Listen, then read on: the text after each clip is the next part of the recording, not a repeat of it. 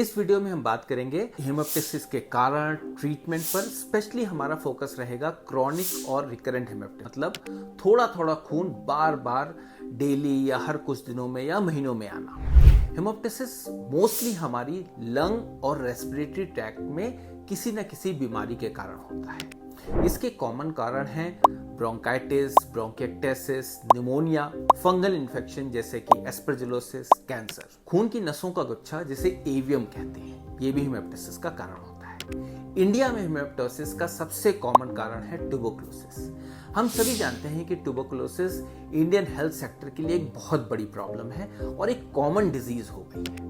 Multi resistant TB मतलब TB की normal दवाओं से बैक्टीरिया का रेजिस्टेंट हो जाना, जिससे टीबी की दवाएं काम नहीं करती हैं। इसने टीबी की प्रॉब्लम को और जटिल कर दिया है। ट्यूबरकुलोसिस के मरीजों में ये बैक्टीरिया, जिसे माइकोबैक्टीरियम ट्यूबरकुलोसिस कहते हैं, खून की नसों का इन्फ्लेमेशन कराता है। ये बैक्टीरियल इन्फेक्शन लंग की हाई प्रेशर की खून की नसों को इरोड करता है, जिससे खून की नसें फटने की वजह से खून रेस्पिरेटरी ट्रैक्ट में आता है और फिर खांसी के साथ बाहर आने लगता है। हमारे लंग में खून की नसें दो तरह की होती हैं, एक हाई प्रेशर नसें जिसे ब्रोंकियल आर्टरी कहते हैं और लो प्रेशर नसें जिसे पल्मोनरी आर्टरी कहते हैं। पल्मोनरी आर्टरी मुख्य नस होती है जो ऑक्सीजन कार्बन डाइऑक्साइड ट्रांसपोर्ट मतलब रेस्पिरेशन में रोल प्ले करती है। ब्रोंकियल आर्टरीज का रोल रेस्पिरेशन में बहुत कम होता है। जब लंग में इन्फेक्शन होता है तो मुख्यतः 99% केसेस में ब्रोंकियल आर्टरी ही कारण होती है। पल्मोनरी आर्टरी से ब्लीडिंग सिर्फ 1% केसेस में होती है। ब्लीडिंग जब ज्यादा होती है, बार बार होती है, तो ब्रोंकियल आर्टरी इम्बोलाइज करके या बंद करके ब्लीडिंग को कंट्रोल किया जा सकता है।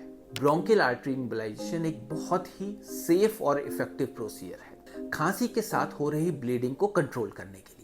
इस प्रोसीजर में इंटरवेंशन रेडियोलॉजिस्ट एंजियोग्राफी के माध्यम से ब्रोंकियल आर्टरी को ढूंढकर उसको कुछ छोटे पार्टिकल्स, जिन्हें पीवीए या पॉलीविलाइन अल्कोहल पार्टिकल्स या मेडिकल ग्लू के द्वारा बंद कर देते हैं, जिससे ब्लीडिंग कंट्रोल हो जाती है। अधिकतर ब्रोंकियल आर्टरी एम्बोलाइजेशन का यूज मॉडरेट या सीवियर हेमोप्टिसिस में किया जाता है, मतलब 200-300 ml से ज्यादा अगर ब्लड आ रहा हो, जो कि एक लाइफ सेविंग प्रोसीजर है।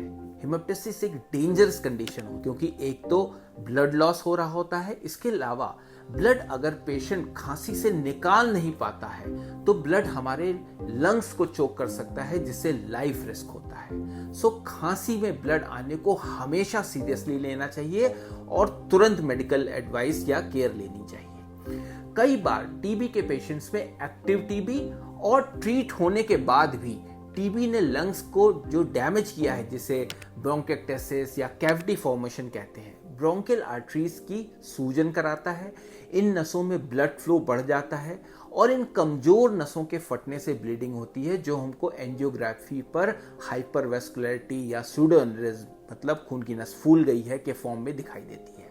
और इन नसों को बंद करना जरूरी हो जाता है ब्लीडिंग कंट्रोल करने के लिए।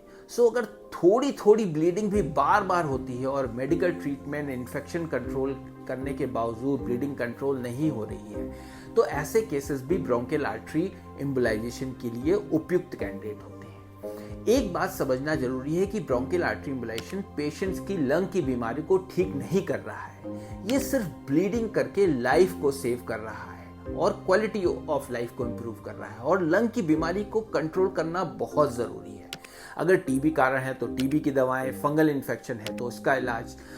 अगर डिजीज लंग का एक पर्टिकुलर एरिया में ही लिमिटेड है तो सर्जरी के द्वारा डिजीज्ड एरिया को बाहर निकाल देना ही बहुत अच्छा ऑप्शन होता है। अगर अंडरलाइंग डिजीज कंट्रोल होगी तो ही लंबे समय तक ब्लीडिंग कंट्रोल होती है।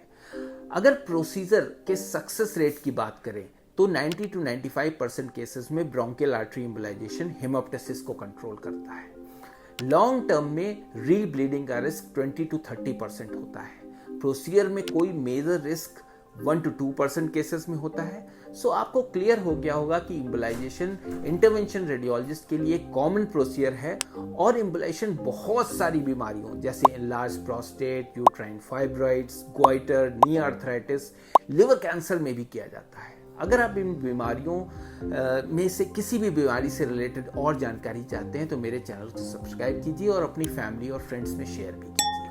आपको अब क्लियर हो गया होगा कि ब्रोंकियल आर्टरी इम्बोलाइजेशन के द्वारा हम खांसी के साथ आने वाले खून को कंट्रोल करें। इस विषय में अगर आपको कोई और जानकारी चाहिए तो कमेंट सेक्शन में लिखिए, मैं आपके सारे सवालों के जवाब दूंगा। धन्यवाद।